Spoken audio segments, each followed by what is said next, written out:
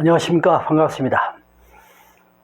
이번 시간에는 이제 실전사주풀이에서 이번 시간에는 사주를 어떻게 볼 것인가, 사주를 어떻게 볼 것인가, 즉 이것은 이제 어떤 의미냐, 사주를 풀어감에 있어서 어떻게 보아야 가장 현명하게 또는 가장 확실하게 풀어갈 수 있나, 이런 것을 한번 살펴보죠. 이제 사주를 봄에 있어서 우리가 이제 사주를 배워오면서 많은 것들을 이제 익히고 배우는데, 처음에 이제 기초적으로 음양오행 또는 육친관계 또는 신살 또는 이제 12포태법 또는 이제 기타 여러 가지 상관계, 이런 걸 이제 보게 되죠. 또 격국도 배우고, 격국에 대해서 또 이제 여러 가지 방법이 있고, 또 어떤 분들은 또 용신부터 이제 찾으려고 예를 쓴 분도 계시고, 하지만은 이것이 어떤 방법으로 보든 그것이 틀렸다고 볼 수는 없어요. 왜냐? 어차피 이제 자기가 익혀서 아는 바대로 그대로 쭉 이렇게 해석을 할 테니까, 자기가 배운 바로 해석을 하면은 이런 방법으로 하든 저런 방법으로 하든 바르게 해석해서 이제 잘 풀어가면은, 사주 자체를 잘 풀어가면은 그것이 우선 그것이 목적이고, 거기에 대한 것에 열정을 쏟아서 배워왔기 때문에 그것이 가장 중요한 점이다 했을 때, 제가 생각했을 때는 어떻게 사주를 어떻게 볼 것인가, 이렇게 했을 때 여러 가지 방법을 한번 비유를 한번 해보죠. 첫 번째로 이제 우리가 이제 음양오행 관계를 보고,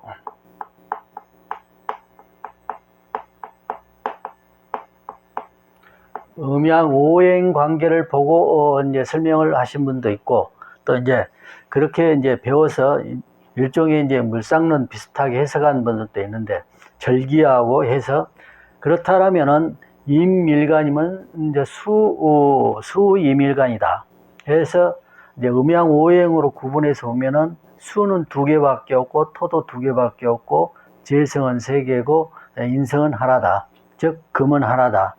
이렇게 했을 때는 이게 이제 어떻게 구성을 해서 해석을 할 것인가, 이렇게 했을 때는 여러 가지 이제 이쪽 분야로 배우신 분들은 여러 가지 방법을 동원해서 해석을 하는 것을 이제 보긴 했어요.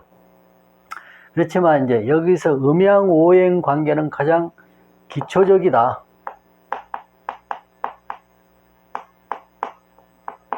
이것을 음양오행 관계를 배우지 않고는 절대 해석할 수 없다. 이제 음양오행을 통해서 이제 육친관계가 주어지죠. 자, 육친관계, 즉 육친관계에도 절대 빼놓을 수 없는 부분이죠. 음양오행과 육친관계. 이건 이제 통틀어서 통변이라고 하는데, 이 통변관계를 통해서 절대 이 부분을 빼놓고 해석할 수는 없다. 어떤 경우이든 뭐 용신을 먼저 찾아서 해석을 하든, 격국을 먼저 정해서 해석을 하든, 어떤 부분이든 음양오행관계와 육친관계를 빼놓고는 해석하기 어렵다. 모든 것은 여기에서부터 다 비롯되니까 이 부분은 빼놓을 수 없다. 그래서 이 부분을 가지고 해석해서 바르게 해석해서 잘 풀어내면은, 어떤 부분을 제외하고 해석을 하면은 뭐 그거에 더 버금가는 것이 없겠죠. 그렇지만은 제 생각에는 그렇게만 가지고는 좀 부족하지 않느냐. 그래서 이제 전 시간에 말씀드린 격국 유무를 보라, 이제 이렇게 이제 제가 말씀드렸는데, 역시 이걸 통해서 다 격국이란 자체도 음양오행 육친관계를 다 적용해서 하는 거니까, 격국은 뭐 별도로 따로 방법이 있다는 의미가 아니에요, 사실. 근데 격국 자체가 중요한 부분이니까 격국 유무를 통해서 해석을 하면은 가장 쉽게, 격국 유무를 통해서 해석하면 음양오행 육친관계 이게 다 적용이 되는 거니까 격국을 통해서 해석을 해서 들어가면은 훨씬 쉽지 않느냐. 그 다음 이제 격국이라는 것이 있고 또 12운성 있죠.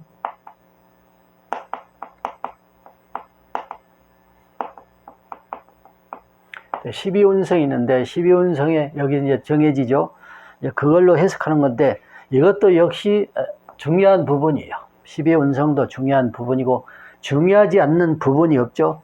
그렇지만 한쪽으로 치우쳐서 설명을 하게 되면은 이것이 많이 어긋날 수 있다. 물론 이제 많은 경험을 통해서 그 경험으로 해석하는 경우도 있는데 그 경험을 통해서 이제 잘 해석할 수도 있겠죠. 그렇지만은 큰 오류를 범할 수도 있다. 그냥 명확하게 하는 것이 좋지 않느냐. 그랬을 때 이 사주는 격국이 있느냐 없느냐. 그래서 일단 없다. 이 사주는 격국이 있냐 없냐에서 유무를 따져서 격국이 없다. 자, 그럼 한번 보죠. 왜 격국을 치용할 수 없는가? 그러면 시상 편제도 있고 월지 정관도 있고 또 시간의 인성도 있고 밑에 지지는 양인이 들어있고 그래서 여러 가지 격을 유추시킬 수 있는데 왜 격국이 없다라고 하는가 설명을 해보죠. 우선 맨 먼저 보는 것이 관성을 보죠. 관성을 보는데 자 정관도 있고 편관도 있고 그래서 일단 정관과 편관이 있는데 거관 유살 거관 이래서 하나만 치용해야 되는데 전혀 그런 게 이루어지지 않았다. 그래서 정편관이 교잡되어 있다.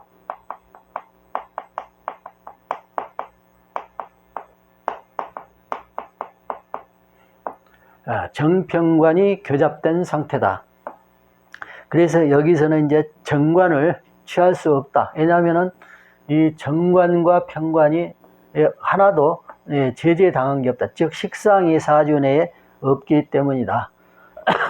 그래서 이제 그러면 시상 편제가 있죠. 세덕 부살은 시상 편제가 우선이니까 제외하고 그래서 시상 편제가 있는데 시상 편제는 일이만 치용한다. 그래서 근데 일단 재성이 사주 내에 3개나 이루어져 있다. 그리고 관성 자체가 이미 이루어져 있기 때문에 시상 편제격은 쓸 수가 없다. 그래서 시상 편제격은 치용할 수 없다. 또 그 다음에 시지의 병호는 우리가 이제 저는 격국 설명을 이제 여기에 대해서는 하지를 않았는데 전제격이라는 있어요. 전제격. 이제 이렇게 쓰면은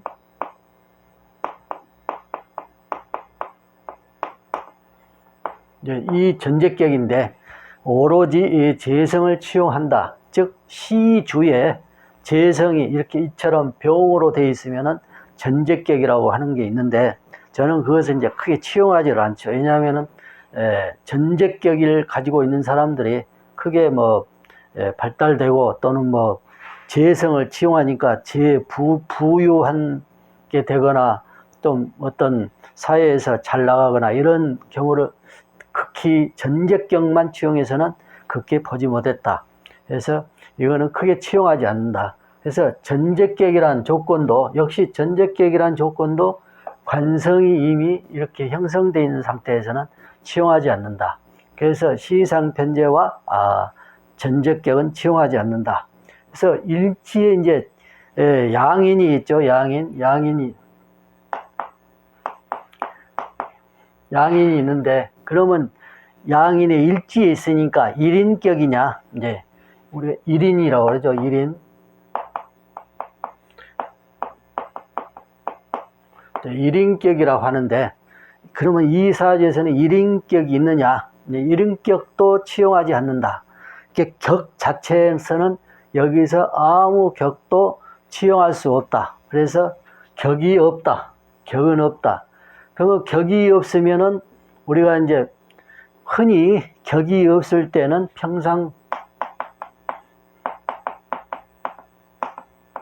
평상자 해서 평상사주다.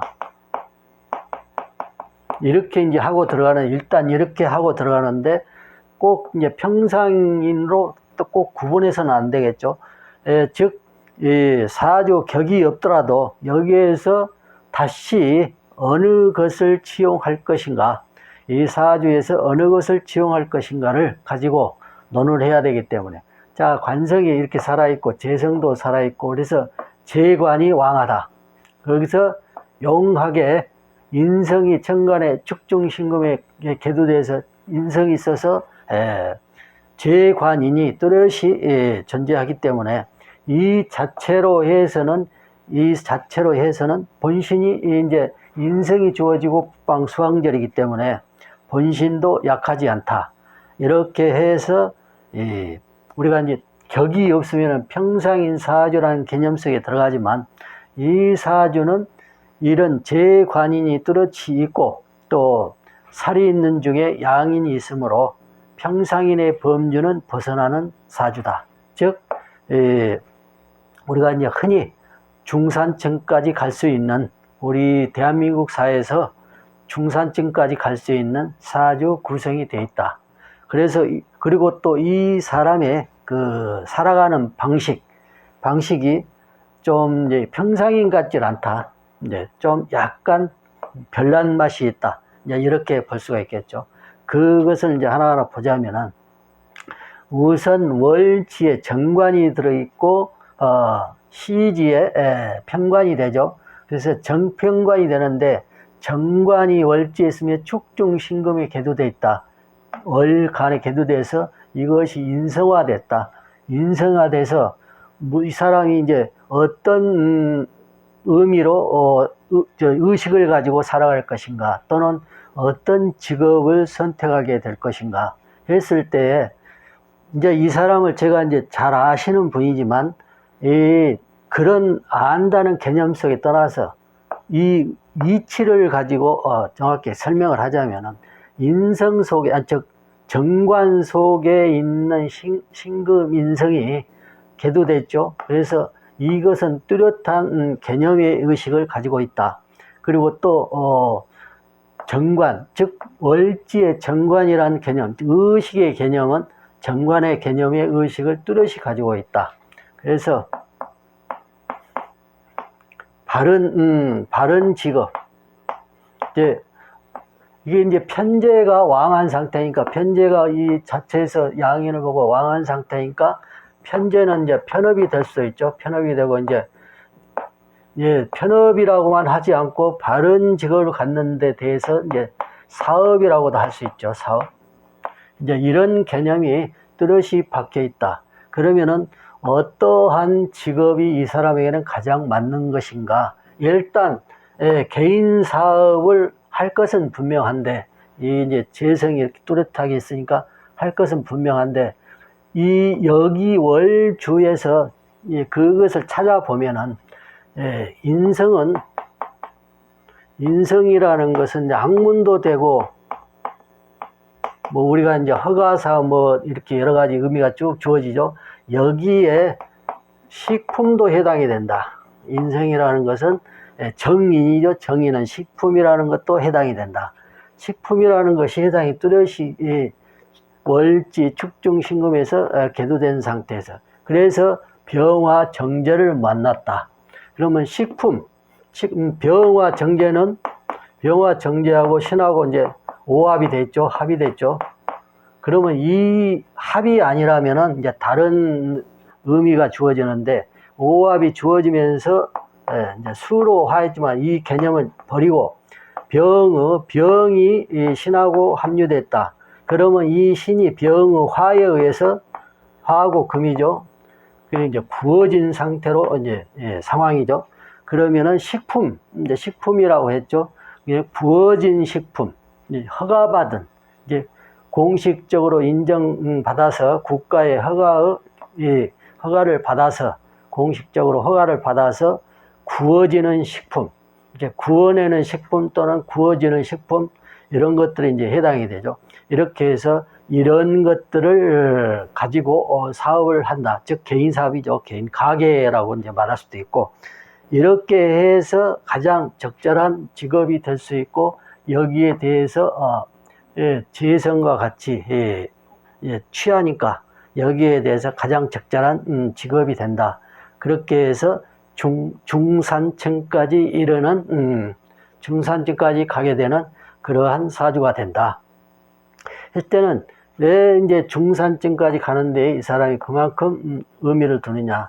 처녀는 매우 이제 식상운이죠. 식상운에 재성을 생하니까 이제 좋다라고 볼 수도 있겠지만 매우 가난하였다. 매우 어려운 생활을 하였다. 그러니까 맨주먹으로 시작한 사람이 되겠죠. 그래서 매우 어려운 사람이었다. 이렇게 했을 때 이 사주 구성에서 이제 직업, 이제 인성을 통한 학문도 되겠지만 이게 역시 학문도 주어지니까 학구열도 대단해요. 물론 이제 좋은 학교는 못 나왔지만 그 학교를 못 간 만큼 그 학구열이 대단하죠. 그래가지고 아주 지식이 풍부하죠. 풍부하고 이렇게 이제 많이 이제 좋은 대학을 나와서 여러 가지 많은 학문을 쌓은 그런 사람들하고 견주어서 대화를 했을 정도로 아주 학식이 상당하였다. 이렇게 이제 볼 수 있어요. 그렇지만은 이 초년이 식상운이니까 공부를 많이 할 수 있을 것 같아도 이 사주 구조로는 그렇지 못하다. 재성을 먼저 쫓게 된다. 즉 돈을 먼저 쫓게 되니까 이제 이 일을 통해서 돈을 먼저 쫓게 되니까 그렇지 못했다. 해가지고 초년에는 이제 공부를 많이 하지 못했다. 그래서 그러나 이 개념이 뚜렷하게 있으니까 학문이라는 개념이 뚜렷하게 있으니까 학구열은 대단했다. 즉 이제 독학하는 것이죠. 이제 사회에 필요한 지식들 또는 우리가 이제 이론적으로 필요한 지식들을 많이 익히고 그러하였다. 또 직업적으로는 이제 인성이 식품도 해당이 되니까 재성하고 합하는데 그 재성이 화고 인성은 금이니까 화가 그 금을 구웠다. 즉 구웠다 해서 구워진 식품 이것을 하게 되었다. 그래서 이제 바로 이어서 여기 마지막 이제 설명을 해드리죠. 잠깐 쉬었다 하겠습니다. 감사합니다.